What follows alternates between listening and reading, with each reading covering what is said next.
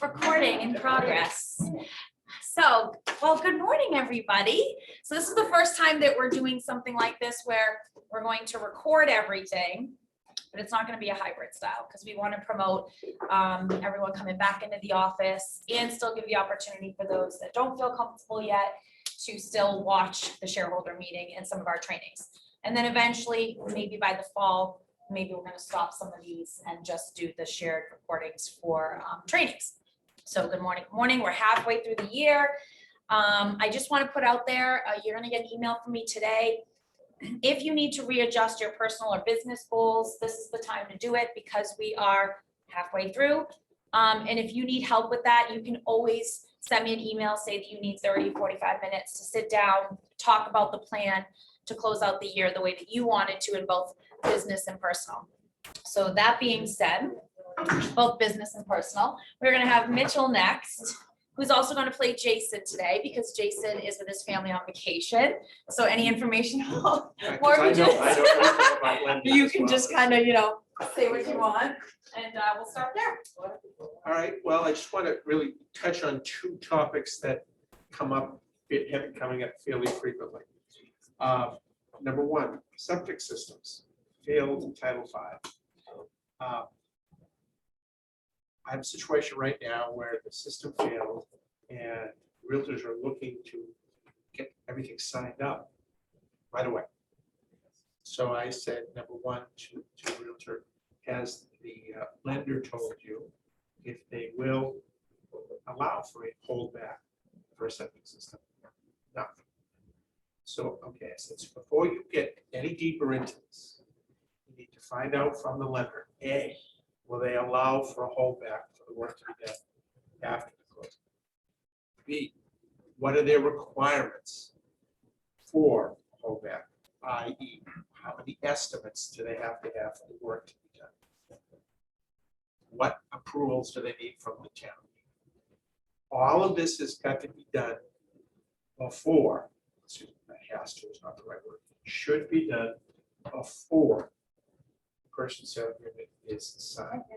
That's why we don't like, have a choice always, for sellers to wait to have their septic system tested until after P&S is signed, because now you've got a whole nother set of issues that have to be addressed. There were a lot of lenders in 2021 who will require that the work get done before the closing, i.e. no holdbacks. Let us know when you're ready. That becomes, these lenders are moving away from holdbacks in general and septic systems specific. So obviously, just hold for 1 second. I'm glad to help you. So that's why you need to get as much of this done in terms of negotiation, discussion, before you get into an agreement. Yes, Rob? Did I just hear you say that's why you don't want to see the Title V done until after? No, that's why I do want to see. Oh, okay. No, I do want to. And frankly, if I'm a listing agent, I would want to have it done because it's going to be involved in the pricing of the house. Because if you're delivering a septic system, the house is worth more than if you're delivering old. And it just looks more clean when you put your listing into MLS and you have everything up there. The Title V, the plot plan, the seller's disclosure. You can move it along very quickly that way than trying to do what Mitch is saying last minute and this what happens. Yeah, and it's involved. We're talking about what can be a lot of money. So I also believe that the parties should be aware of what they're getting themselves into in terms of seller from the cost, buyer from the timing, buyer moving into a house that's going to have a big hole in their lawn, buyer having a septic system put in, it needs to be replaced in an area they don't want to have it put in, because buyers don't really have a say in the plan. I mean, it can be negotiated, but it comes things up even more. So the buyer needs to know exactly what they're getting themselves into. This is a permanent resolution. So just important. Sometimes it's worth slowing down. I know that's contrary to everything you've ever been taught about anything. But I'm telling you, this is one issue we were to do that. The other thing that we're seeing all the time, and I'm not even clear why it's happening other than one situation, which I'll tell you, is we're getting a tremendous number of offers that have some mention of potential use and occupancies. Either the buyer moving earlier, not so much. That only happens if there's a problem. Sellers staying later. Why does the seller want to stay later? They want to buy another house. They don't want to move out of their house until they have another house set up. Okay. Not optimum, but it happens. So why do I bring it up? Again, you want the parties to be prepared for they're getting themselves into. I've seen in this past week 2 or 3 offers come in and say seller possibly holding back rent at market price. That's it. So I've been doing this 38 years. I don't know what market price is. I don't know if you do, but that's just a kick in the can down the road thing. So what I like to see is this get negotiated up front, just like you're negotiating all the other terms. What does that mean? Negotiate if there's going to be a rent, the seller's going to pay the buyer rent to stay. Oh, first of all, important. A seller can't stay more than 60 days, so it's technically 59 days from closing. Why? Because lending requires for an owner-occupied rate for the buyer to get that they move into the home within 60 days. Now, are there any police driving around out there to no, but what I don't like to do is put something in an agreement that parties agree to, and then they do something different outside of that, because that's fraud. Minor detail, it's fraud. So what do I like to see? I like to see if there's going to be a holdover, even if it's a hypothetical holdover, what the rent is going to be. Is the seller going to have to pay the buyer rent per day or per month or whatever the terms are? I want to know if there's going to be a holdback for seller's proceeds in the event there's any damage done to the property. If there is, if the seller doesn't move out by the date that they're supposed to move out, so you can, because that should be a penalty. That's the third thing, penalty.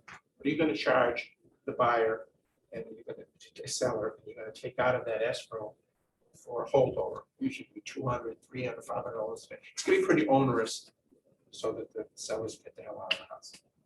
But I like to see this in the offer. I don't want it's saying the lawyers will figure it out. And I say this a million times.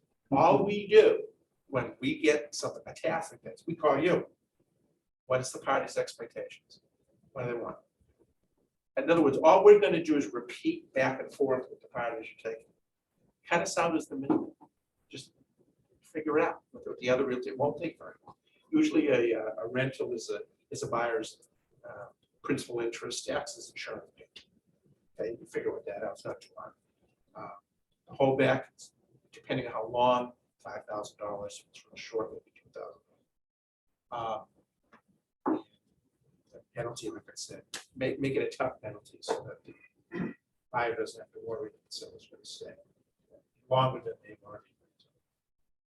All right, those are the 2 topics that have been hot on my mind in recent weeks or so, or since last time we got together. Again, I want to encourage you all, and we need to talk about next month's days. Good. For lunch and learns, I think for those of you who participate on a semi-regular basis, you get a lot out of it, because you can talk about issues that have come up in your practices, and we can tell you boots on the ground things that we deal with on a fairly regular basis, and how to avoid deals falling apart. Well, that was a good one. The one that you just talked about. In this type of market, everyone is seller to find suitable housing. We keep seeing that because we're caught. There's nowhere to move. So I think the next one is a great one to continue this conversation about the cheat sheets of what to think about when involved in a scenario where there potentially could be seller occupancy. Yep. And then let's maybe create a document of some bullets that you should be thinking about while you're protecting whoever you're representing. And then we should probably put that into the all agent access drive that I'll be showing you guys today, where it's located and how it works. And so maybe we'll get that date on the calendar. Like Mitchell said, you know, there's a good 10 people that usually come. would like to see more because it's honestly, it's free attorney service. I mean, Mitchell's a very busy guy, just like you all are. And he's taking an hour of his time to give you scenarios, give you advice if you've heard something, if you're uncertain about something. So we're here to give back to you what you need. And my We don't wife wanna is, think my wife about is a it. spitfire. She's insane and I love her. I love you, Ann. I love her. And so it's actually, it's a good comedy show and with facts, them playing off one another. So maybe that will be our next one because there's a lot of that. So thank you. Mitchell. Absolutely, absolutely. Thank you for All that. right, I'll hang around for a little bit, and then I'm gonna not stay here. I know. all day, but Yep, I'll that's hang around for a fine. little bit, and, anybody thinks of anything they want me for, just pull me aside. Perfect. Thank you. Thank you. Can I ask a question? Yes. I should know the answer to this. When a buyer is buying a property with the intention to rehab the property with a construction loan or something like that, is it really necessary to get the smokes? Most of the attorneys work with it anyway. What do you think? Well, it depends how you define the rehab. I mean, if it's a tear down kind of a setting, you go on that. Not a rehab, no, not a, if it's a tear down. Yeah, you probably need it, John. You probably need it. If they're gonna be occupying the property, in relatively short order, yeah, the answer is yes. The only time that But if they're gonna rehab it enough so that they're gonna be required to put it on fire. yeah, and that's, I mean, I'll be honest with you, for $50, it's worth getting that. before. What? Who gets to decide that? Well, I mean, the law, No, it's a great Who really question. cares? Who There's no is one- telling us what we need to do? who cares? The only person that's gonna care is the insurance company when the house burns. Right, if place burns down or is damaged, that's the reason. That's why I say if you're doing a tear down and then no one's gonna be occupying it, a little less concerned about that, but you still have potential insurance company issues. That's the primary one. Yeah. We didn't have it. I mean, it could be a dispute on liability, seller or buyer. Right. At that point, I don't know. Be John's fault.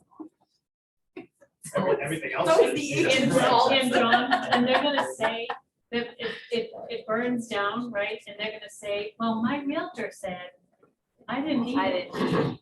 That's right, better safe than sorry. I mean, if we're talking about, If Thousand- what, There's a then number what? at the end of it.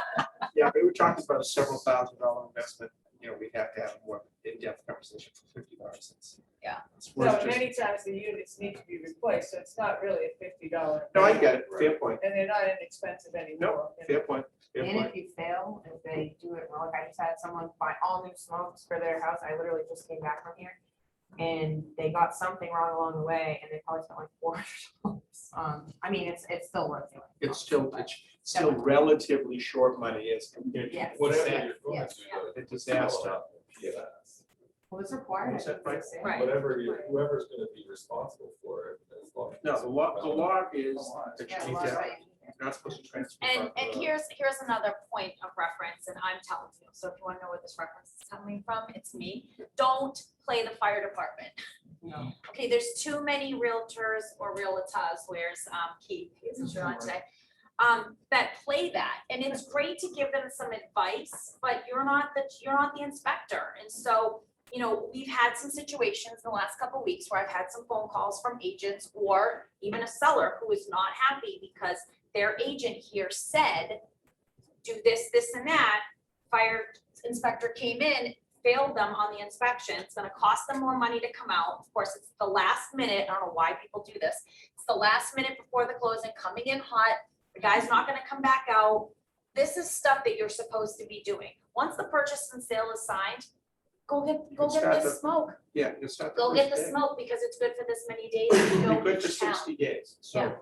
So, don't play that person, just, I would give them a little bit of advice. I'd give them the sheet that's, Most towns that have the a town, every town has a cheat sheet. Now, I've looked at North Andover and Andover. I don't even want to explain the cheat sheet because it's a mess. Yeah. So I just want to say that, but it's not your job to explain it either.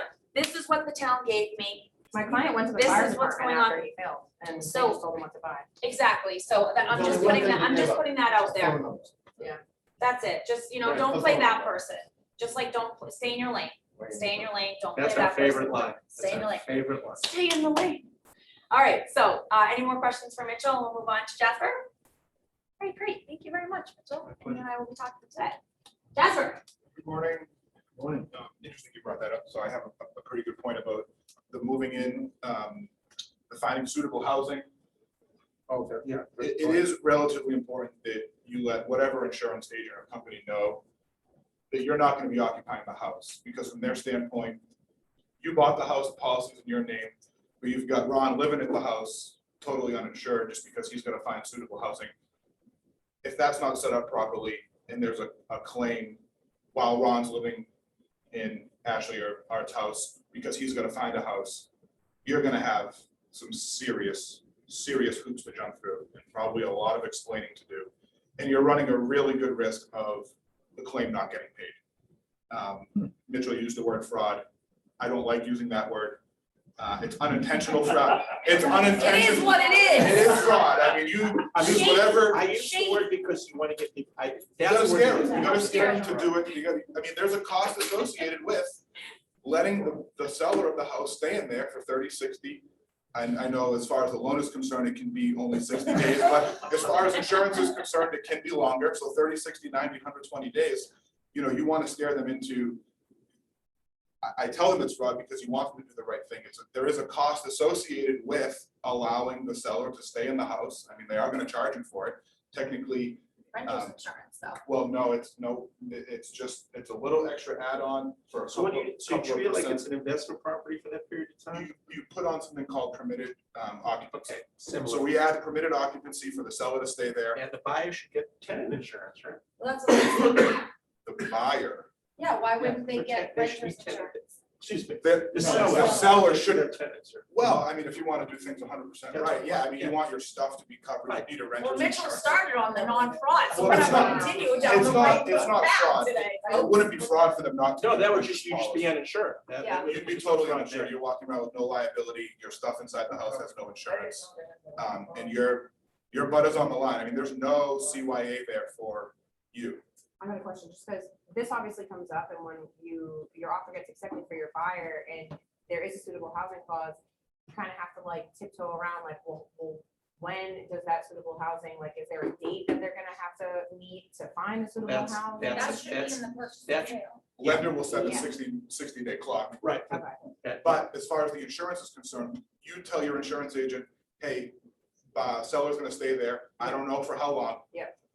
We put the permitted occupancy on there. Yeah. When they move out, call back, take the permitted occupancy off. You get a prorated refund. I think it gets weird in New Hampshire, because in Mass, the attorneys write the purchase and sale, so obviously you know to like cover that, but in New Hampshire, it's all on the real. You mean the wild, wild west? Yeah, it really is, it really is. I like sweating when I have to write it down to New Hampshire. But it runs into an issue because like, obviously I'm not an attorney and like, how do I write this language in here for, I think there's a decent amount of agents here that are licensed in New Hampshire. So it's like, how do I write that in to say? Yeah, like, I'm you only never have gonna certain amount of time? understand why in Massachusetts, court cases indicate that it is a legal action to prepare a purchase and sale agreement. So therefore you have to have a lawyer doing it. Yes, How that isn't the case in the other 49 I states. would prefer Mass, man, It's I don't want to beyond do it. Hey, I'll be honest with you. I mean, on one hand, we get paid less because we're not performing that service for the buyer or the seller. But on the other hand, it becomes not my problem. Yeah, You know, like me and Mass. Call, Not my call, problem. yeah, then that's fine. Call your realtor. Yeah. But I think, so what I also heard Just was like the that would language. be great to get language Yeah, and have a class on New Hampshire language. Yeah. Because you're going right to purchase and sale. And so whether you're New Hampshire licensed now or you're thinking about it down the road, you should be aware of this. And so I hear a lunch and learn based on. Yeah, I do, and I do, you know, New I Hampshire. spend most of my time in Nashua now, even though our main office is in Lexington. So I'll do a fairly substantial amount of New Hampshire work, so I can. yeah, I help think you that with would be good. And one other thing, I know, no, that's totally fine. It's just gonna be such a big thing because suitable housing for sellers is it's just as tricky to find that as it is to buy a house. The other thing is with the waiving of inspections, if you don't do an inspection, quick short story, customer called me yesterday, hey, waived inspection, 1, 2, 3, all of a sudden we've got black lines, mold, water coming in from the roof, we've got insulation in the attic, nobody's even seen or touched, it's all wet up there. Big problem. Yeah. Just because you didn't have an inspection doesn't mean that it won't be a covered claim as far as insurance is concerned. She had a small house, a small policy. 99% of claims fit into a 7.5% surcharge. So you have something wrong, you have water damage, you have to have $30,000, $40,000, $50,000 worth of repair work done. They're not gonna fix the boiler that broke because it was old, but they're gonna fix all the damage that it caused. And your insurance will increase 7.5% for 3 years. So it's typically a set amount. And so a lot of people don't know that. They think my insurance company is gonna drop me. They think that it's gonna be a big surcharge like it is with car insurance. It's a much smaller percentage for home insurance because claims are so infrequent. That it's a set amount, 7.5%, 3-year period, you pay the 7.5%, the surcharge falls off. So I told her that and she said, well, I'm gonna just put in a claim. She's got a $1,000 deductible and she'll be done with it. They'll fix the damage. Her policy's $1,000, it'll increase $75. She can deal with it over 3 years, $225, no big deal. She's gonna have all this work done. So I wouldn't be fearful for customers to have to put in a claim, or if they, you know, if they're saying, what if this happens, what if that happens? Insurance will cover just about everything other than, you know, negligence and wear and tear. So, and any damage that is caused by wear and tear. So the roof is old, it leaks, they're not gonna give you a new roof because nothing happened, it's just old. They're gonna fix all the water damage for you, and you're looking at a small increase. So you didn't know they wouldn't fix the roof too? I didn't know, I just didn't know that if you're like letting your home depreciate, I didn't know that they would come in and potentially fix some of the damage from you allowing it to depreciate. Well, I mean, if you've got a 30-year roof, Yeah. and in year 28, it leaks because there's rain and there's no damage, there's no shingles missing or anything, it just leaks because it's old. They're not gonna replace the roof But because they'll it's fix old, the but they'll fix the damage, damage. It's yeah. their job to fix any damage. Because that I've actually had an happens. appraisal come out and say, I'm not gonna issue the report until there's water damage fixed and my client fixed it. I wish. Call your insurance. Well, yeah, Yeah. I mean, you could, it is a covered claim. I mean, water damage is a covered claim. And it's common, especially here where, I mean, just a couple of weeks ago, we had the windstorms and it was 90 degrees and it was 30 degrees and it was pouring and then it was 90 degrees again. So, Yeah. I mean, that's what really wears down the roof. I mean, ultimately it's a freeze thaw process. When water gets in, it freezes, expands, but wind and rain and everything will do a number on it too, yeah. I think what I'm learning is anytime there's a problem, just call your insurance agent and say, is this a covered situation? Sure, and 90% of the time, the answer is yes, as long as it's not the wear and tear you're looking to get covered, But the or residual. some sort of negligence. And a lot of times negligence would be covered because the damage would be covered, you know? So it is a good idea. So I wasn't even gonna talk about this, we'll talk about it later, but just to add in deductibles, and this is, then I'm gonna introduce Mark to come up and talk. But in your independent contractor agreement, since there's a lot of you here and hopefully people are gonna be watching, thank you, Jasper. The video, you pay $21 a month for E&O within your $63 a month. It's like an insurance policy, you have to treat it like that. So you pay into this umbrella, but if there's a claim, you have a deductible. Keller Williams doesn't have a deductible, you have the deductible. And so I think that that's unclear as we move forward. We are going to be re-signing our independent contractor agreements by the end of the year. And this will be spelled out. This is every company, by the way. So if you're going to need something that's within the umbrella policy because you have been sued or anything like that, if Mark wants to talk about it, if Susan wants to talk about it, there is a deductible. It's a couple $1,000s. And so the agent's responsible for that, just like if you had insurance policy for your car and you want to get it fixed, you either go do what's the shady, not fraud, but shadiness of get it fixed or don't get it fixed, or you put the claim in at $500 and you had to pay the $500, but you had to pay the $500. And it's the same thing with your E&O, by the way. So just talking about that. Be careful, you know, claims, I don't know if this office has ever had one. But We've been open 20 years. I mean, not everybody's perfect here. well, typically, the claim doesn't. How many per year? Well, claims, even if somebody accuses you of, and you have to open a claim, whether you did it or not, typically Yeah. that is surchargeable. Correct. Yeah. And it's based on every E&O insurance policy. But I'm just throwing that out there because you were talking about deductibles, and I just want to put that in your head. We can talk about it at a different time, but those are the facts. They're not going to change. Mark, come on up. Yes, Janet. And one comment on that, so when we do our team meetings, I say to the agents all the time, it's not a matter of if, it's a matter of when. Yeah. And the more deals you do, the more likely that, Yeah. that someone is going to file some ridiculous claim, and people will do it because they know that they're just gonna get paid, right? So just remember that, and the old, document everything and write your emails as if they're gonna be read aloud in a deposition. This is true. Ever hear that? And reread your emails, and if you don't think it should be sent, if you ever think that a text or an email should not be sent, don't send it. That's just another word of thought, but go ahead, Mark. Dance like no one's watching. Just don't Just send leave it. it in your drafts, especially a lot of times people get strong behind the keyboard at 8 o'clock at night. Oh, much more bravery. Much more. Fill in two. You know. Fill in who it's to. Claim liability. Done that. We're gonna sign our agreements, we're gonna have a risk management call, and we'll be our follow right myself. We're gonna talk about. Yeah. Just to buy. Yeah. To cover my bases. But they are policies or something, but I do agree. There you are, Mark. Here he is. Oh my God, there's 2 marks. It's like I can touch you. It's like you're alive. Things that you pick up the phone. All right, we're moving on from E&O. All right, yeah, we have an E&O, something we're going through E&O right now with an agent that's no longer with us. So that's pain, Because they died. because they were with us when this, whatever happened. Yeah. And now they're being deposed or subpoenaed. Yeah. So, okay, first I want to talk about numbers. Jill, that was an awesome report this morning. You have to send that every week. Every week. So right now, we have $116,000 in company dollar. Company dollar is, we take the gross commission income, we pay you guys, and the remainder is company dollar. Okay, so we have $116,000 in company dollar. We have $82,000 that we have left to close, which would have us at a month of $198,000 in company dollar, which would be your #1 month in the history of this company.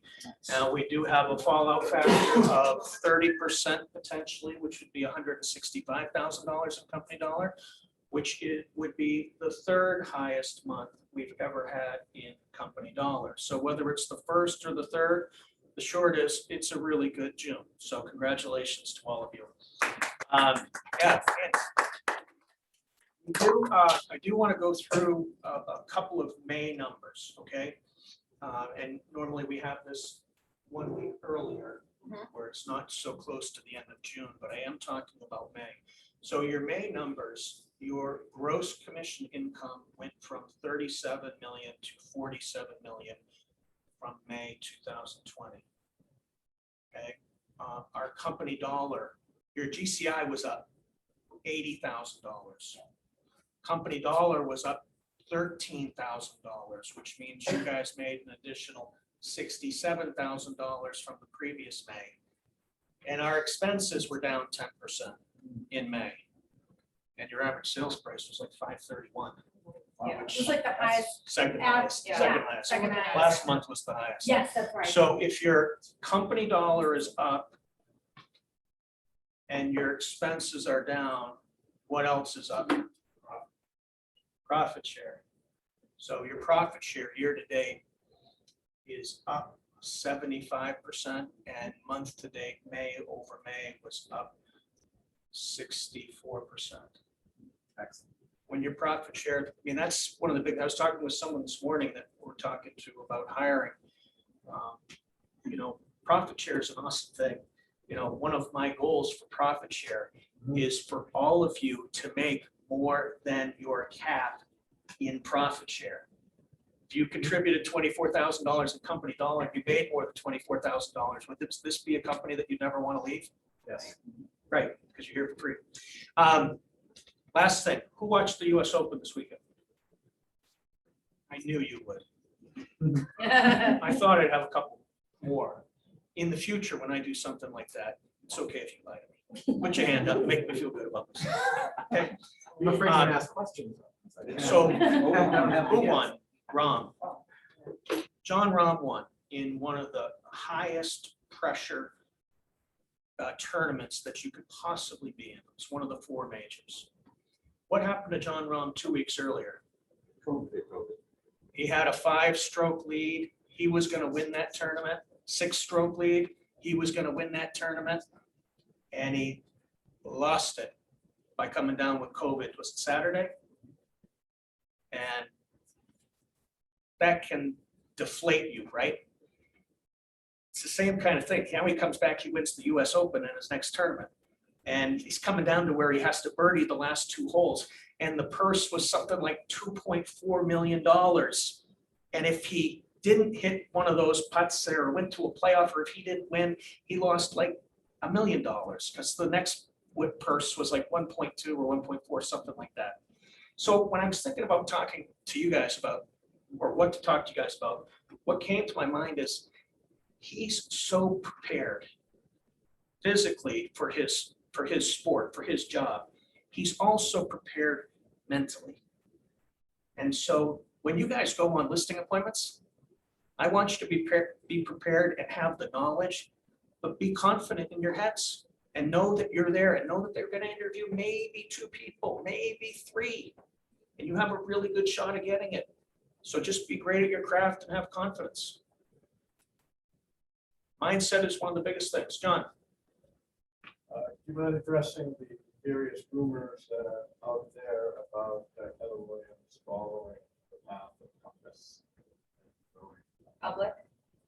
So they're exploring, everyone, or most people know there was KWX that was started, and they are exploring going public.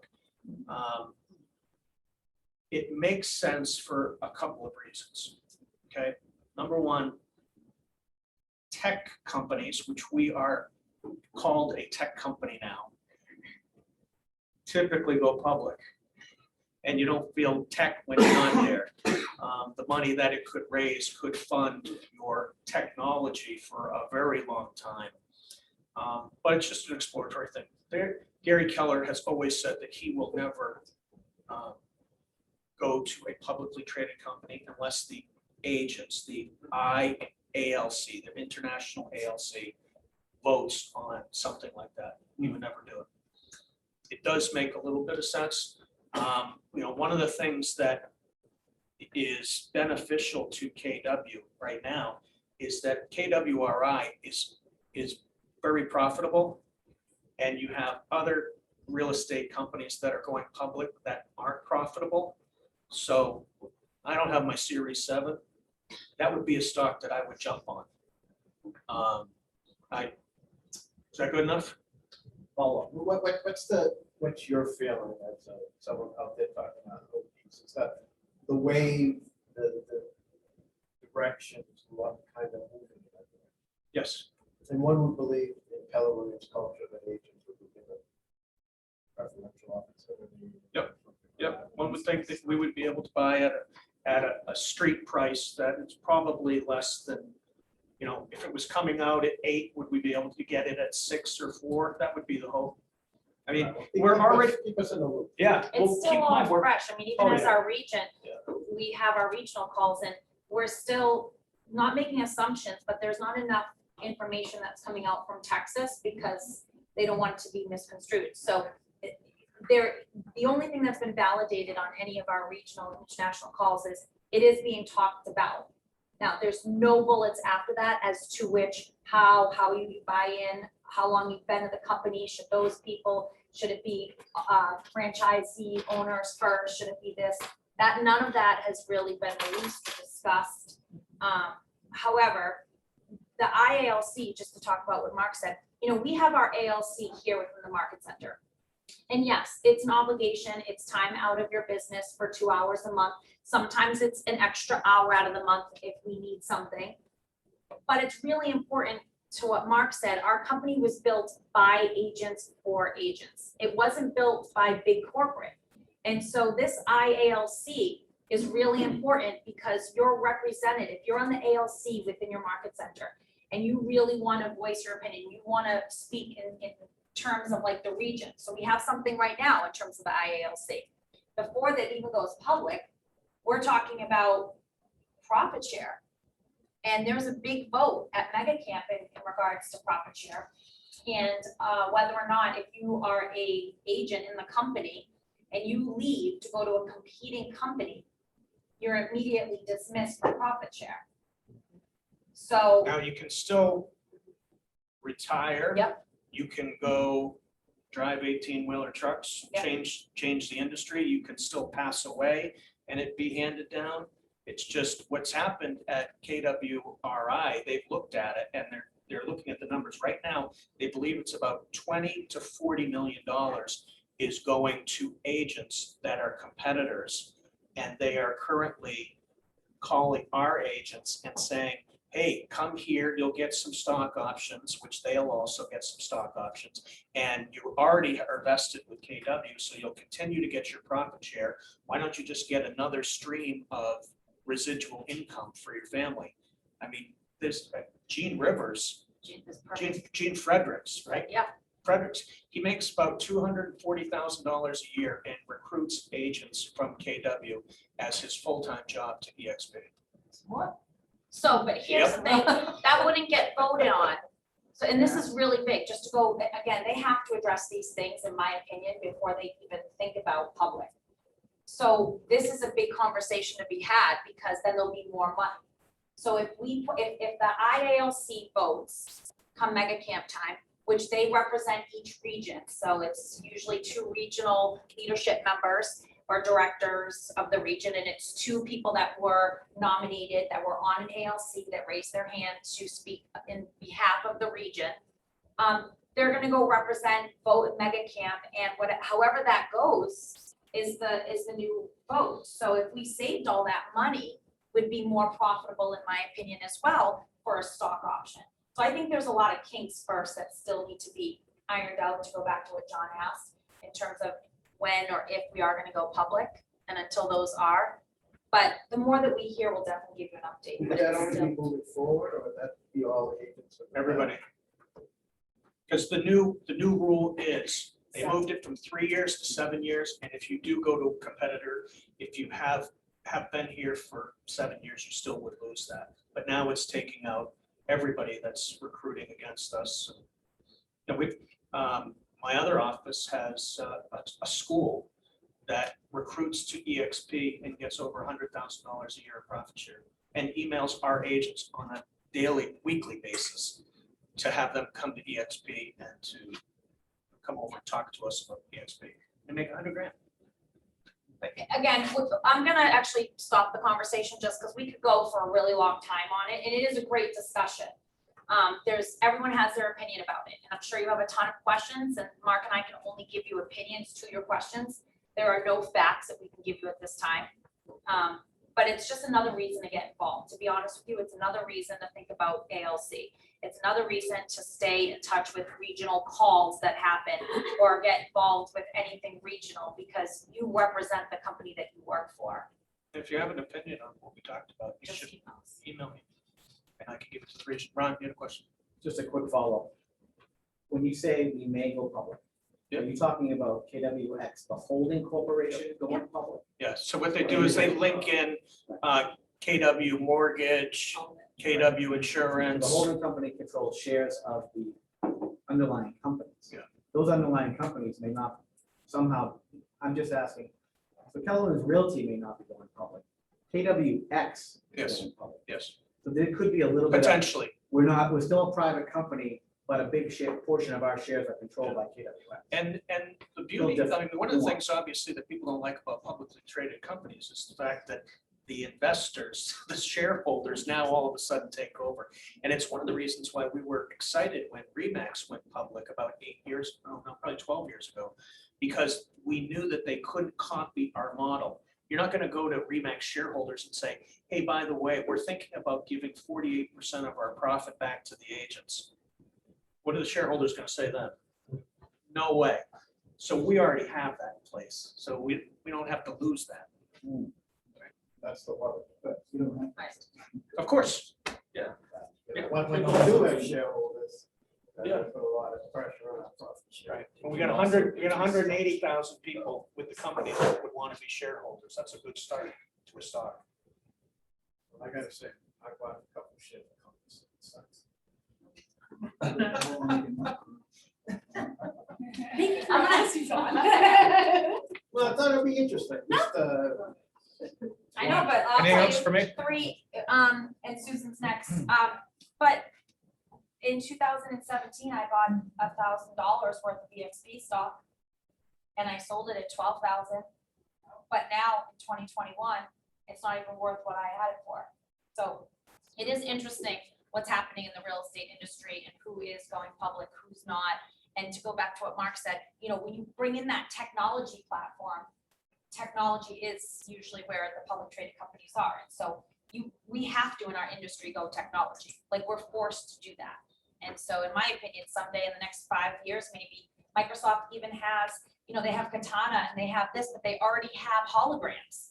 I mean, you already see videos in the future, in the next 5 years, that a hologram will, I mean, Gary Geller played this video at MegaCamp, I think, 2 years ago. And it was a hologram that greeted you at your listing. And it said, "Hello, John Marin, welcome to 123 Main Street. And I'm the list agent, but it's me on a hologram." I remember that. And that was what he was predicting as the future as we move forward, making an offer online and taking out all the, I know it's crazy, the attorney and the buyer and the seller, like that was also in the video about just making an offer and keeping it simple. Like, you never know how the world can evolve. I mean, who would have thought, because we would have all bought the stock, who would have ever thought QR codes would ever work? When they came out 5, 10 years, 7 years ago, you had to download an app and you had to do this, but look at this. Apple backed it, COVID happened, automatically on your phone, and now every age group, even if you don't know how to use your phone and you're this old or this capable with technology, so I did both, it doesn't matter. You, in order to eat at restaurants, in order to do certain things, everything was QR code. So you just never know how it's gonna go. All right, so It took a long time for QR codes, though. what? Oh, absolutely. What'd It you say? took a long time. It took for a long QR time. codes. But look at Zoom. Who would have ever thought that we would be doing closings through Zoom? Who would ever thought that your attorney would drive up to your house and stick a folder out with sticky notes and then be on the call from the car if you have any questions to sign your paperwork because we had to do closings? Like, the industry, if you think about it in terms of the way we actually put actions and plans in place, has completely changed in a year. And it gave us our time back. If you think about it, we all thought we had to show up to each closing. We had to always do this, we had to do that. Guys, you still close business and you didn't have to do that. So now reevaluate your business and where are you putting your time? Because we do have more time, but we're not showing up with more business. Why? Because we're kind of still sitting in that COVID. Well, it's COVID. No, it's over. I mean, it's here, but it's over. We're moving forward. We're just moving forward. Masks off, we're moving forward. All right, Susan, come on up. Get it back. Or don't. How do I follow that, right? I don't know. You can do it. Oh, I didn't practice.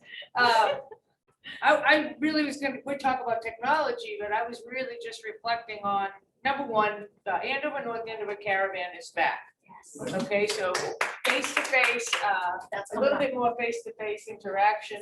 And that just led me to think how important it is for us, as we've taken this time back, that we're spending it in relationships. And I said this last month, you know, that really pay attention to how you're treating other people. And, you know, I just, that's all I really wanted to say is that spend a little bit more time in relationships. Everything that I've been tuned into, all the podcasts, everything, they just, when this market, as it begins to find its next new normal, whatever that is, or moves through the next changes and shift, they're just talking about how important our relationships are gonna have to be. And so I'd say take all that extra time and maybe some time away from some things that maybe are not your best use of time and put them into your relationships. That's all. That's all I have to say. Thank you. Yeah. Wow, see, we don't even have to script this. It's so natural. We just have to start with Mitchell and then it just rolls into where we're gonna go. So, all right. So we're going to talk with Jillian a little bit about some MLS stuff and some emails that have been sent. You know, Mitchell, I am taking it very personal. No, all right, I'll good. watch We're it. gonna have to end it. All right, so Thank you. Let me know about dates. Sounds good. Now Mitchell actually isn't responsible for this. No, go ahead, you're fine.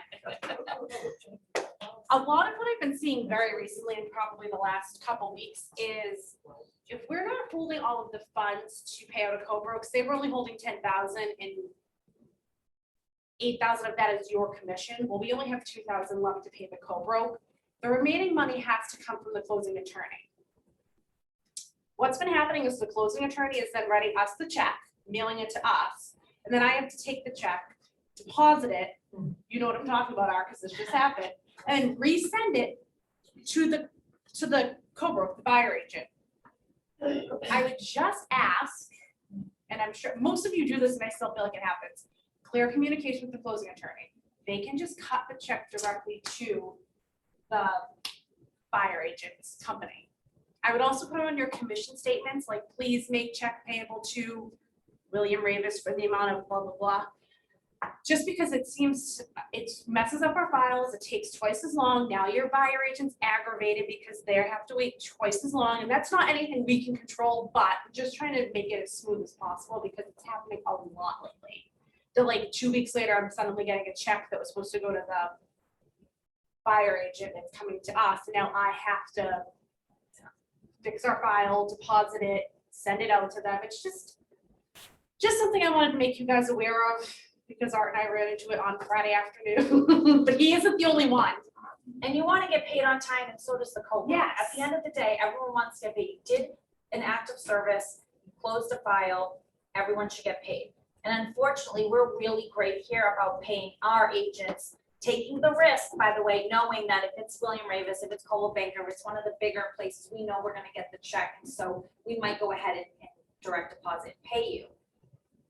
However, we really, really wanted to go into the specifics and be, just be compliant. If we really tightened it up, that means you wouldn't be getting paid either.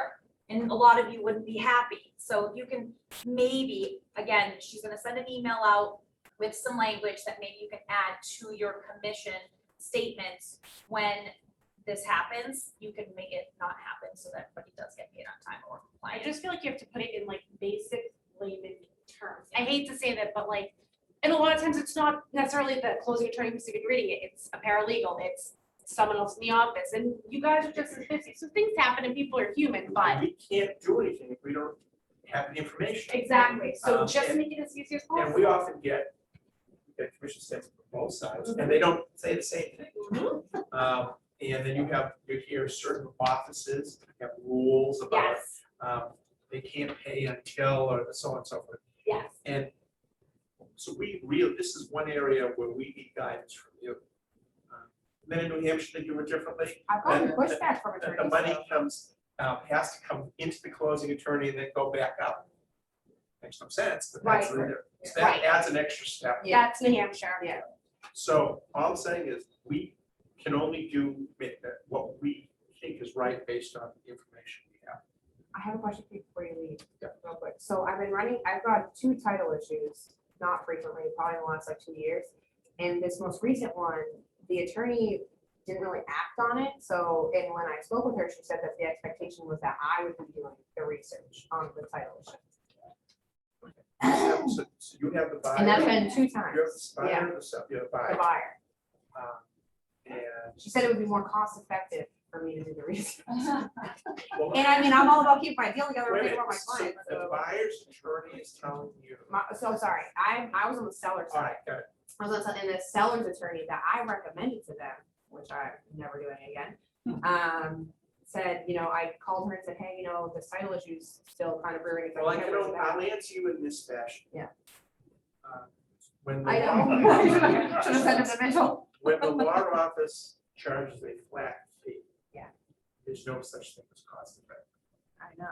We get paid when we do the work, don't do the work. No, I can only speak for my office. We No, do not, I got the same Farm out. feedback from another attorney. we don't farm out, title, fixing to agents. Yes. Not the norm, correct? It's not- that's- Thank you. That's just plain old. That's what I told her, so. Again, Oh, I did. all right, Thanks, guys. Thank you. Thank you, Mitchell. The other things that we just talked about recently are these MLS rulings to be aware of. The first one, thank you, Debbie Longo, for finding out this information for me. The amount of compensation is now made public on your listing sheet. So if you're printing out a listing sheet for your open house, you can't get rid of the buyer compensation on it now. There was a lawsuit filed against NAR, and the ruling that came down is it has to be made public. So what happened was Debbie was having an open house and she noticed it and she immediately contacted MLS and this is what they gave her. There is an article that I will send out to everybody that talks about this more in depth, but I just want to make you guys aware of it, that it was a lawsuit. This is the outcome. Buyer comp is also not a field you can pull out of any reports in MLS anymore. Correct. Yeah. It won't show up. Correct. We'll go over the buyer buyer compensation. So like, let's say you're having a conversation with your seller about how much to, the splits. Yeah. And you're going down that path of this is ours, and then decide on what the buyer side is. You might show them what the range is in there. You can't pull that. Right. You have to go into each individual And show them MLS, individually. see what the buyer comp is. You used to be able to just throw it in the field like square footage. Now you can. So that's good to know too, Michael. I didn't know that. So But thank this you. is also goes back to if you're having the right conversations with your clients, this shouldn't even matter if it's on there or not. If you're not having those conversations till later, that's where it gets ugly. It goes back to The expectation. it's the expectations. You have an exclusive buyer contract. We're not there for compensation, really. I honestly don't even believe that should be on there. We're there for the property information and whether or not the agent got the job done. Because according to mass disclosure, it doesn't say anything about compensation. Your mass disclosure as a buyer agent or a seller agent talks about care, obedience, due diligence, X, Y, Z, and everything else, but it does not talk about compensation. So in my opinion, that shouldn't even be on there. But if you're having a conversation with your clients ahead of time, that shouldn't even be a conversation, even if it's on a sheet, because they're already aware of it. Debbie. My thing was that, I printed out the listing sheets to do an open house and it's Correct. on there and then I went back, I'm like, all right, maybe I clicked something. Yeah, it's, But there's nothing in MLS that ever said, Yeah. oh, by the way, this is now on here. Yeah. And they literally. tricky like, MLS, They tricky. just- Debbie actually had to reach out to MLS Yeah, and they it is what sent it her is. the They information. sent it from, when I sent the Yeah. thing to MLS, they then sent, well, we'll get back to you, whatever it is, and then somebody responded to me, and then legal from MLS responded to me with this. Just responded, blurb, And that was There- it. There's some realtor somewhere that's a member of some Yeah. committee that, that voted, that was involved I in guess that it was- vote at MLS. It was just a shock to see it, I was like, when did this come? I never Yeah. got notified as the principal broker. Yes, that's the thing. We had no notification until it came up. Yes, Frank. It says the amount of the compensation offered the buyer's agent. I assume that's what the listing agent says I'm going to share with the Yes. buyer's agent. Yes. What about if buyers have agreements and they list a dollar amount?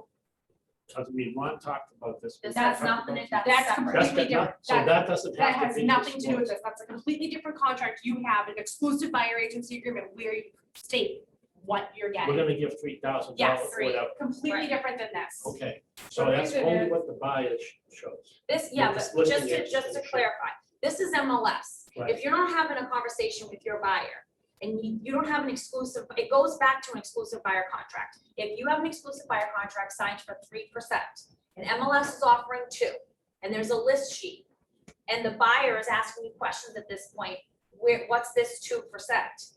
You should be able to slide in a 30-second, 20-second, if at best, conversation on, remember where that compensation, how I'm gonna get paid? You're gonna probably owe 1% if you're gonna owe 3%. Sellers are doing you a favor, they're giving 2%, you're only gonna owe 1 at closing Okay. costs, moving on. Yes. Now, if you didn't have that conversation, that's where it's gonna get you tripped up. Okay. So it just goes hand in hand, but there's some other information too. And then Susan actually had us send this out, so I'm just reiterating. You can only put this stuff in firm remarks and special showing instructions. Don't put it in like the regular remarks field anywhere else. MLS is very much cracking down on fines and things like that. So just be conscious when you're writing your descriptions that you're not, again, when this happened, it was actually an accident, but just, again, we're all human, but just be really careful about where you're putting what information, because they are getting more difficult in their getting. Now, when you rid of broke the a lot of lines. listing, there's actually a pink warning. Yeah, so That say, came yeah, up this morning when I put a listing and it said pink warning, do not put any personal. In New Hampshire won't let you save it. so New I'm, Hampshire so. won't let you save it or publish it. So if that's, there's any so that's good to know information in too, and MLS obviously must be happening a lot of other places if that's coming up, so apparently it's gonna make you say that, but just so that you guys are And that aware again. includes in the photo. Yeah, and listen, Oh, it yeah. goes all back to, Virtual tour, let's, yeah. it all goes back to, if you have been with Keller Williams for a long time, if you remember, all of your listings go into KW, LS. And so when it goes in there, you used to be able to change out the pictures and put your contact information on the pictures, which would get re-syndicated out to Zillow, Trulia, and agents out in the industry were pissed because they were like, how did, you know, Ashley's listing on 123 Main Street, all of a sudden it says, call Ashley, learn more about this listing, and it's branded to her. And it's because we had a loophole here at KW because we had our own listing service. And so I think that MLS was trying to get ahead of this stuff, because if you think about during COVID, people started to get creative. In the remarks and in the disclosures, it said, see attachment. And in the attachment, they got away with, here's how you give an offer, we're only gonna be receiving this, don't do any escalation clauses, send it to this email, confirm by text. It was telling you how to do it. And I think it became the wild, wild west, to be honest with you. I don't And understand why MLS people don't is just trying to get it under control. Here's the thing, another fine, you're responsible for this, you're responsible for your email. A lot of agents, and I'm speaking to everybody who's gonna watch this video, hopefully, you don't read your emails. You read the beginning line, you think you know what it says, and so you skip it. And the problem is that you're in the industry of, you have to read your emails, you have to read your text messages, you have to have a voicemail box that's not filled. And if that's a problem that you have, get Google Voice, because it will translate it into an email for you, and it will never be full. And it's free, and it still goes to your phone number. If you want more information on that, contact me, I'll help you. But other than that, there are professional standards, and so you have to follow this or you're gonna get fined, not our office. So they're holding you accountable, and I'm glad that, well, I'm glad that when you put a dollar amount to something, people start paying attention, so it is what it is. All right, so we're gonna have Ron come up here and just talk briefly. You know, we have Bold in our company, Building a Life by Design, and it's been run virtually. They're gonna be bringing it back in person, smaller settings. But there are other programs out there that can also help you stay accountable and grow your business. And one that has been successful here in the office, and that there's a few of you sitting here who have participated in Buffini before, and you've had results and you enjoy this methodology. Ron is going to be talking to you and educating you just a little bit about what it is. And then we're probably gonna have an informational meeting in regards to more detail about Buffini, and we'd like to get it started here in the Market Center. So I will give 5 minutes to Ron. Thank you. You're welcome. Good morning. How's everybody doing? Good. So like Jamie said, I'm Ron, and a lot of people here know me, you know, we've been involved for a while. For those at home, maybe we haven't met, been here for 17 years in the office. Capped my first year in 2007, so it's been a while. Since then, been constantly in the top 20% on the ALC and doing tons of training for the office, doing the contracts classes, and also doing this Buffini classes. Some other names I want to mention, Robin Renahan, she's here. Robin. Deb Higgins, she's not here, maybe she's home watching. Jen Houlihan, she's not here, but she's at home watching. Chris Maxim, Linda Hartnett, Art Durkin, Anna Linehan, Arthur Monterozzo, Penelope Mejia, Lori Liffman, and Susan Roquart, right? What do all these people have in common? They're also consistently in the top 20% of our office. What else do they have in common? They've all taken Buffini training in the past. They are all, in some regards, still practicing the lessons that we've been teaching them over the years, right? Whether you're in the class or not, you're still kind of building relationships. Buffini is a relationship building type training, okay? What is Buffini and Company? Well, Brian Buffini came to America in 1986. Came with, I think we've been told the story, maybe $90 in his pocket, right? And right away got in a big car accident, a motorcycle actually. Laid up in the hospital, hundreds of thousands of dollars in debt, and went into real estate right after that. became a top producer, became, joined up with, what's his name? Joe Nego, Yeah. right? Joe Nego, and they formed Buffini and Company. And for about 25 years now, as it says right there, they've been one of our industry's top training companies. Most of us have heard about it, so I'm probably preaching to the choir already. They've taught over 3 million people. They've taught in 41 countries, and they've made a huge difference in my life. And I think I owe most of all of my success to this specific type of training, all right? The program's called Pathways to Mastery Advanced. So the last time we taught was prior to COVID, was in 2019. We taught Pathways to Mastery's Essentials. This is the next step in that training, okay? What's highlighted here is what we're gonna go over, right? We're gonna discover how to identify the true advocates and leverage your business connections. Implement the 7 steps to make your name and brand synonymous with real estate. Watch Brian's 7 critical elements to world-class buyers presentation. Actually, this will be the first time we're gonna see Brian in action, right? It's gonna be doing live, well, it'll be video, presentations on the seller side and the buyer side. How to handle objections, objection handling in a professional referral way, right? Standing out from your competition, world-class customer service. But beyond just real estate, talking about becoming a financial wizard, how do you grow your own self-worth with the money you're earning, right? How do you grow your company? What are the next steps beyond just being an agent, right? How do you go into that team role? How do you become that leader and pass on your knowledge to the next generation, right? So this is the advanced training. Doesn't mean if you haven't taken it, you still can't jump in. I'd be happy to put together some type of pre-class class on what were some of the key points from the Essentials program. So if we have newer agents out there that want to jump in, maybe I can meet with you, a couple weeks ahead of time and get you beefed up on it. But there's more to it. I don't want to go too much into detail, but look, the goal of this is to bring higher level of professionalism to your business, okay? Really reinvigorate your habits, attitudes, and skills. We call that the HAS. Top producers have the HAS. They have the habits, attitudes, and skills. We're going to go over that again. Mainly professionalism as well. And just have fun. It's going to be an in-office class. We're going to be doing live training from Brian. I'll be facilitating, sharing stories from 17 years of being in this industry. We're going to be sharing our wins and losses every week. There's going to be accountability. You're going to do work. It's not going to be a cream puff class. You're going to get business out of this class. And if you don't, that means you're not getting into action. So we'll be holding you accountable, having fun doing it, right? And we'll grow together, which is what we've done in the past. And we're excited to get back because, last year we needed it more than ever. We need to get back together. So $395 is the cost. I'm going to be sending out an email with an actual full 15-minute video that you can watch, get more details on the program. And it would normally be 500. It's actually even less if you're a member of Buffini. It's $195. If you are a member of Buffini right now, you're getting referral maker, you're in one-to-one coaching, it's $195.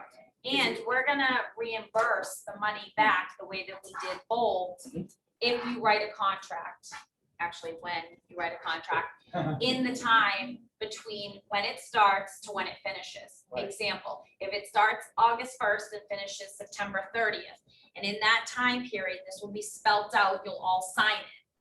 If you have an exclusive buyer contract signed, an agreement, a listing, a potential listing, even if the listing is coming in December, but you have the exclusive listing contract signed, we will still give back the amount back to you based on the contracts that are signed. So that will all be spelled out for you.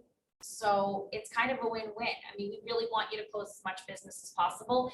And the region is running a lot of things that are free, I guess. This one might have a little bit of accountability, but like we just said with MLS, sometimes when you got to pay to play. Right. And so sometimes when you have to write a check to something, it actually holds you Like- more accountable. Right. So And you get Yes. a chance to get your money back. I'm out of here. thank Look you. for the email. We'll send that out shortly.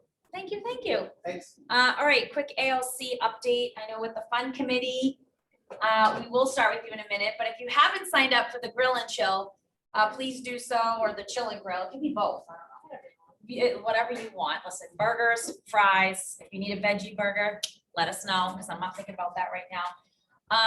And there'll be drinks, and it's from 5 to 6:30 after work. It's going to be great weather. I bought the grill. I bought the grill. So that grill is now Keller Williams Grill, baby. And so maybe we'll be grilling during some of our shareholder meetings. I don't know what we're gonna be doing with the grill, but definitely tomorrow, if you haven't signed up, please do so. Fun Committee sent out something about a boat cruise. We have a sunset cruise. We did move the date for those people that signed up to the 21st, because that way we get the whole boat to ourselves. We're hoping that they're gonna be able to open up more seats on the boat. Right now, we only have 42. They might be able to get us closer to 50. And if that happens, we'll let you know. So if you've already signed up, we sent out an Eventbrite yesterday to those people to make sure that they were still good with the date change. And that's the July 21st? July 21st. It's 6 to 9. 25. Sorry, I'm sorry, thank 6 you. to 9 p.m. It's $25 a person, and that's gonna include us bringing some food onto the boat. So it should be fun. Perfect, okay. So do we have anything from Growth Committee, Finance Committee, before I start talking about KW Cares Committee? Jeffrey? On July 20th at 1 p.m., I'm gonna be doing a class on Facebook ads and Instagram ads. And how am I running them? How am I following up with them? And which are the interest word or SEOs that I'm using to generate leads.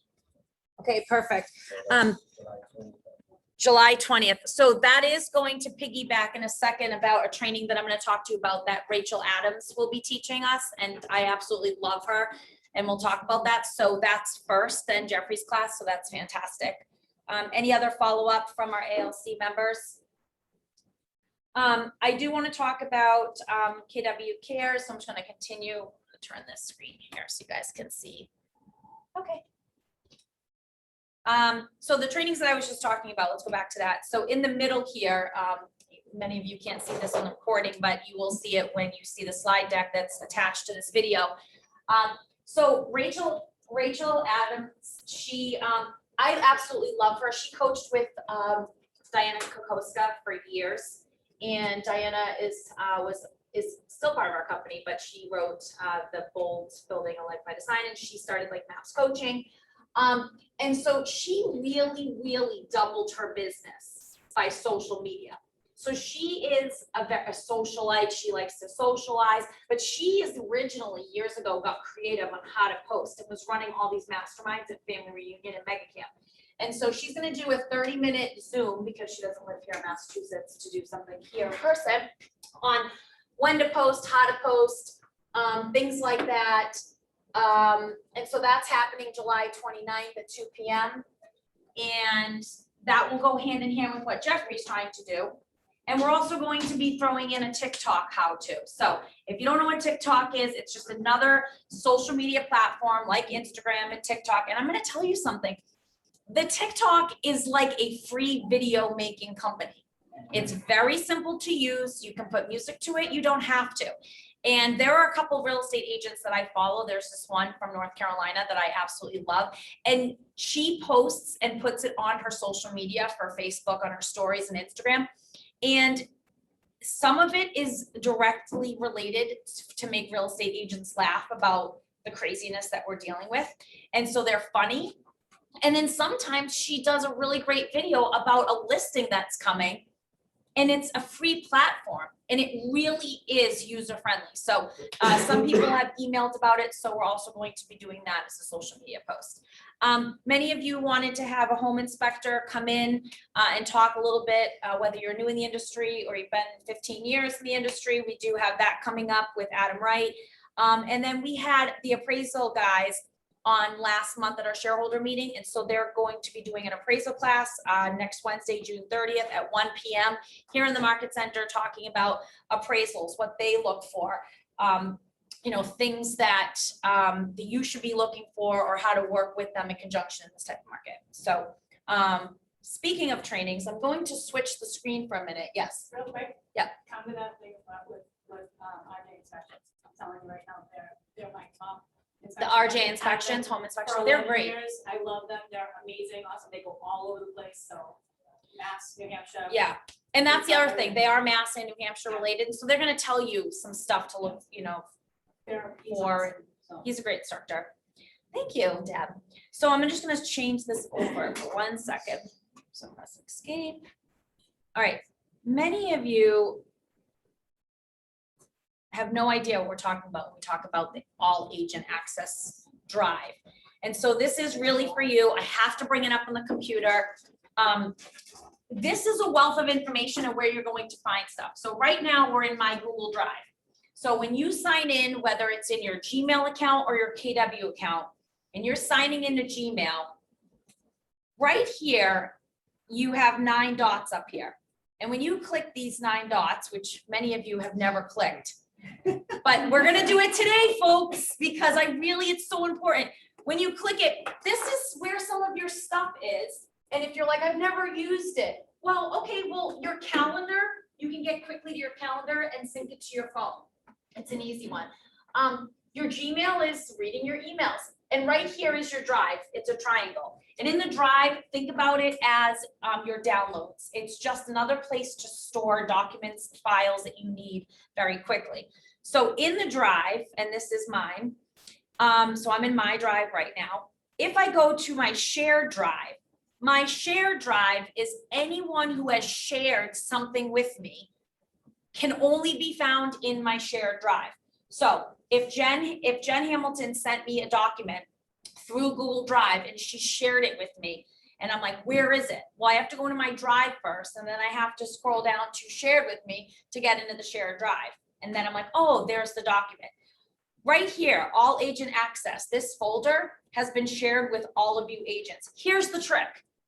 We're sharing it to the email that we have on file for you. Most of that is your KW email. So if you're going into your email and you're in your Gmail account and you're taking these steps, you're not going to find this because I didn't share it to you in your Gmail. I shared it to you at your KW. So you have to be logged in. You see up here, I'm logged in as my JM Camerata at KW. When I'm logged into JM Camerata at KW, that's when I can go into my shared drive and have this access to the all agent access folder. So, and I just have to touch this ever so softly. Why are we not opening? Okay, so in here, this is the important thing that, first of all, any documents, logos, resources, training resources, we're going to talk about the growth resources. You want Ignite all there, all the PDFs of Ignite, the shareholder meeting slides, our area reports each week, all of this is in here. This right here is quick access stuff that I've put in mine. So a lot of agents will say, oh, where's that cold directory thing? Where's that FHA checklist? And I have to resend it to you 500 times. That's why mine has all this here. Okay, this is no joke. All right, here is the training dashboard. Ashley has worked so hard on providing this for you, and I'm using a different Mac. That's why I'm having a hard time opening stuff. But this is your training dashboard. So this all agent access training dashboard is everything that you need in one place. So what does that mean? Let's say that I wanted to know more about the KW New England training.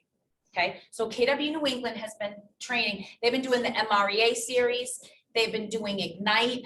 They've been doing the growth initiative on Mondays at 2 o'clock to 2:30 to give you resources about listings. Okay, so if I click in here, oops, sorry.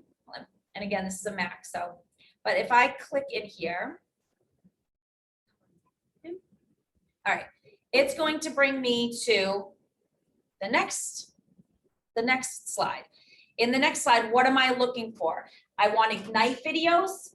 Do I want the tech series on Thursday videos? Do I want the Monday all associate videos? Do I want the MREA series that are happening on Wednesday morning that I will be teaching on Monday the 30th? So please join us at 8:30. So if I click this MREA series, it's going to bring us to the New England YouTube channel where all of the series have been right here. 1, 2, 3, 4, 5. What's that? You made this? Ashley. Ashley made it. Good. Thank you. I like this. So it's an organized portal for all of you to be able to find stuff. If I go back to this training dashboard, we've asked agents as we've gone through this process, what else would be easy? Quick links. What are quick links that we've been using lately that you need? Can I get the shareholder meeting Zoom link, right? Can I get, so you go into quick links, and guess what? There was a lot of them. You guys wanted quick links. Okay, what am I trying to get to? My KW, your command platform, MLS, agent roster, our YouTube channel, DocuSign, Facebook page, Instagram, training calendar. So everything is on this. Now, as new agents come into the company, whether they're experienced or fresh right out of taking the test, we're really promoting and pushing this for them to utilize so that they're organized in their business and they can find everything. There's nothing more frustrating than if you're trying to find something, or maybe on a Saturday, you're like, oh, I'd love to watch Art's class on how to use QR codes at a high level and sync them with my open house and the QR codes so that when people sign in, it goes right into my command platform and I don't have to retype every single person that comes in. Shocking. All you have to go is to, and I'm going to show you right now. So that would be training inside the market center. Just say, okay. So in-house, so right here, in-office training. If I go to in-office training, these are all the recordings that we recorded here in our office. So, oh, how to use cold directory because I want to lead generate and it's a Saturday and I was feeling it and I was like, yay, I'm going to make calls. Go watch the video, go look at the document. You want to get John Marin taught, all right? So John Marin's recordings, land with John Marin. You have land coming up. Yay, you have a listing, but you need a little bit more information. You could make John's class. Watch the video, okay? So this is really important. This is really important because we really needed. I know. I would never watch myself. We really needed a place to put all this stuff. So check it out. If you have any comments, any suggestions, it will just help us. If it's not organized, you want it color coded, you're a thinker like that, just let us know. Because remember, we're working in on it, we can't see on it because we're working so much in our business of providing this for you that we would love for you guys to give us suggestions. KW Cares. Okay, so we finally got in all of our capper photos. So thanks to Ashley and Jillian. If you were a capper in 2020, then we assume that you will continue to be a capper in 2021. So we started there. And we got everyone's photos made so that when you cap this year, we can create a capper wall. And so the capper wall will be going up here in the office. And so the photos are finally in. And then we're also going to be starting a KW Cares donors wall.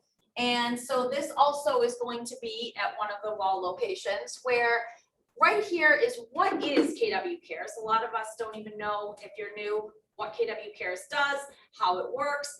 And there are people that actually, give some of their commissions back nationally and locally. And we want to recognize that because it's important. So the hearts have been created as you donate and you're a donor in 2021. Your name goes up on a KW Cares wall. Also on there, anything that we do in terms of Red Day, if we bring bingo back, we're going to be doing a golf tournament in the fall to raise money for KW Cares. Pictures and things like that will also be going on as well. So look forward to that.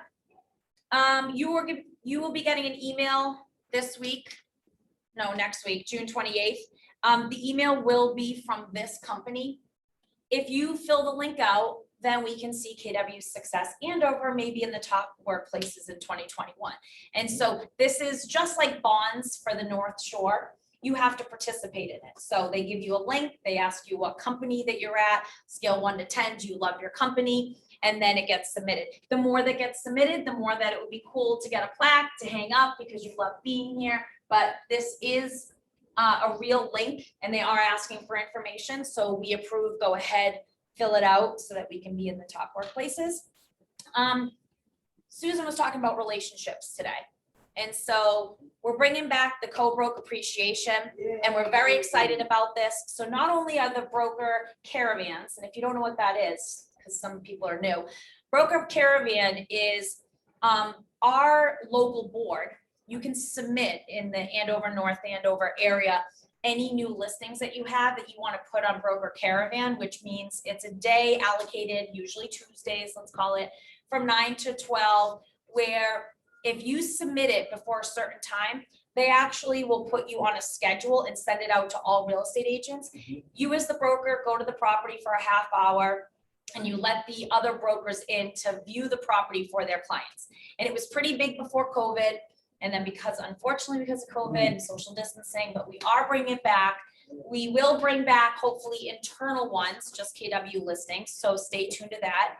And the co-broke appreciation. So if you sold a transaction with any co-broke, so if you, the agent here at Keller Williams, sold a property January 1st of 2021 to May 31st or 30th, 31st of 2021, you have already received an invite through a smart plan and a text, and you're gonna get another one on Friday, inviting you to our co-broke appreciation at 34 Park Street on July 15th. And so we're really looking forward to just a mix and mingle. I will be calling every KW agent. If you are on this list, you will get a personal phone call from me. I'm going to let you know and remind you who you close a transaction with.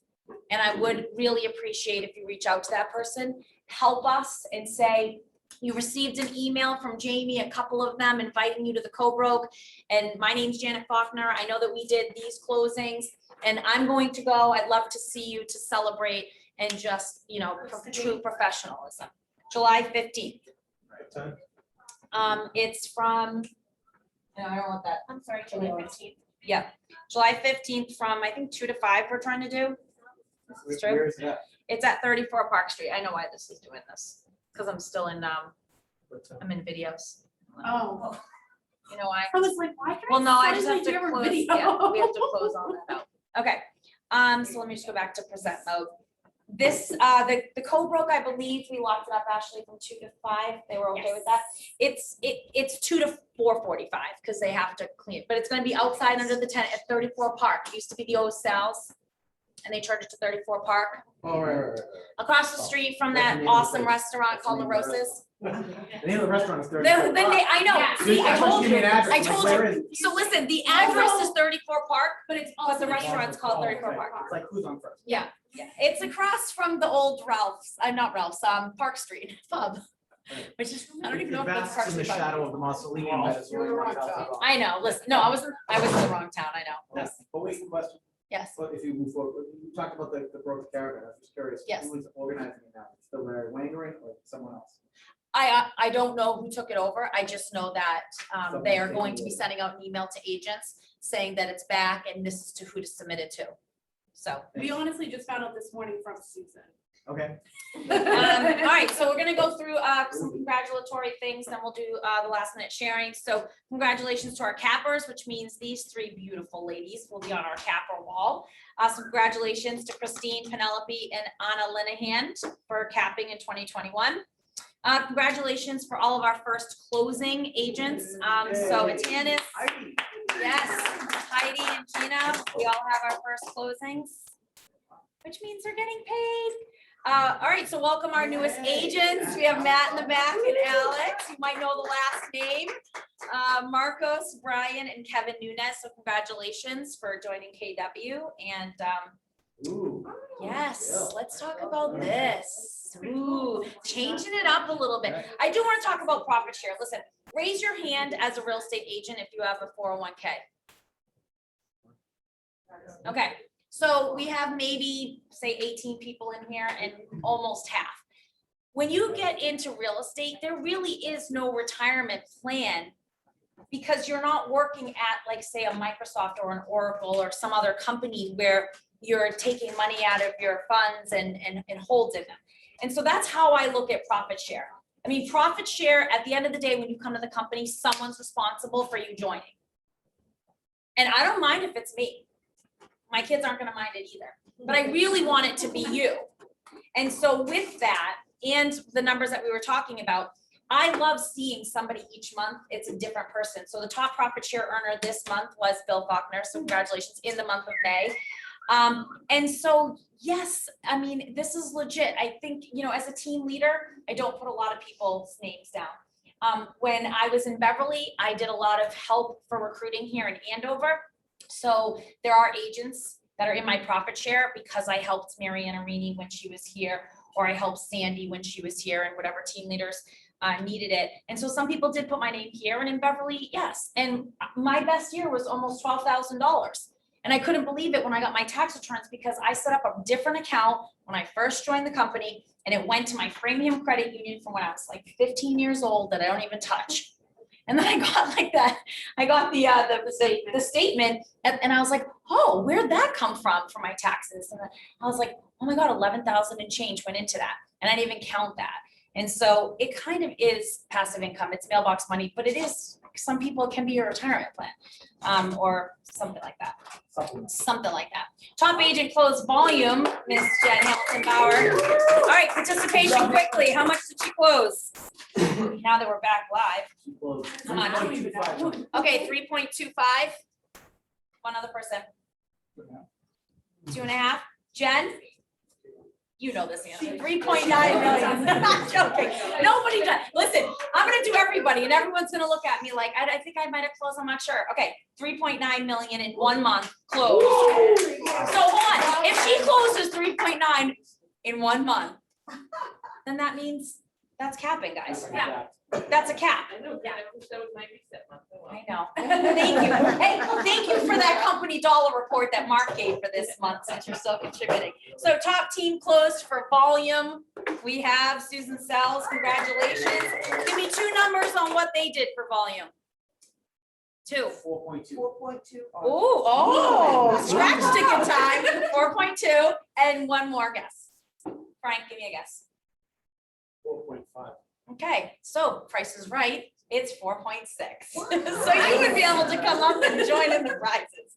All right, top group closed volume is Treetop Group. Yeah. Congratulations. And so what numbers? I need 2 numbers for the volume on this. Top closed volume, we're still talking about a team, now we're talking about a group. 5.2. 4.8. 4.8. This is like the $1 one in the Price is Right. It is 5.2. And then that's when it's like ding, ding, ding, ding, you get like the extra prize. So congratulations, Ron. Top individual for closed units. Miss Jen Hamilton Bauer. Now, how many units? So now let's do the math a little bit. She did about 3.5 or 6. So how many units do you think that she had to close? This is a good math. 6. What are we doing? 6, 8, 9, 7, 6. 6, 6. Winners are 6. So congratulations. It took 6 to do that. On the next one for top team close units, how many do you think that they closed before I announce them? 6. 8. Number is 6. Congratulations to Susan Sells. And top group closed units. How many units do you think they closed? 11. 9. You can't participate. I'm really throwing it out. I have no idea what it was. Ashley does the reports, not me. That is true. So I have to Ashley, take I it tried to back. participate. 9. Congratulations. Oh, to no, the- no, I it's know. actually the lucky I know, guess. it wasn't. Congratulations to $1 million listed. So it's always great to have over 1 million sitting out there, as long as they go under agreement, which in this market, you're lucky, because they are. So congratulations to Deborah Higgins and Jen Hamilton Bauer for $1 million listed. So it's great to have it listed, but $1 million sold. Congratulations for individuals to Robin, sitting in here. Congratulations. This is in the month of May. Jen Hamilton and Justine. Yes. So they sold over $1 million in real estate in the month of May. So who sold as a team over $1 million? Congratulations, Gem Properties and Susan Sells for selling over $1 million in the month of May. So $1 million listed groups. So check this slide out. All these groups listed over $1 million in volume. So congratulations to DNA, State Night, Liriano, Marin Group, Faulkner and Associates, Treetop Group, Team Ortega, and Fisickelli Team. Congratulations. And $1 million sold group. It's almost the same slide. Congratulations, Liriano, Treetop, Faulkner Associates, and the Fisickelli Team. Congratulations. May babies. There's a lot of May birthdays. We had to use 2 slides. I don't think we ever had to do that. So congratulations. I haven't, There's one. No, The other there's one's, two. no, the other one's anniversaries. My little lover. Okay, let's have a leadership discussion here live while it's being recorded. So Amelia Bedelia here literally takes the slides and here's the happy birthday. One would think, potentially, please join me and support your team leader, that when you go to the next slide, It's what- hold on, I'm taking a vote. It doesn't say happy. How many of you would have thought they continued with birthdays? No, don't throw me under the bus. Thank you, Mary. And Mary, congratulations on that coming soon listing that I saw on Abbott Street while driving my kid in that long line this morning, right next to Debbie Carusi as well. I just thought they were birthdays, so let's go back. Let's just go back. You know what? Next month, we'll put happy anniversary on the slide. Okay, Yeah. I didn't even have to do self-discovery All here. right. Okay, good. Happy anniversary to everybody on here. Congratulations for being here for 1 year or more on our anniversary slide. Mark talked about numbers today. This is our percentages. So some of you like it in a percentage format, and that makes sense, month over month, year to date.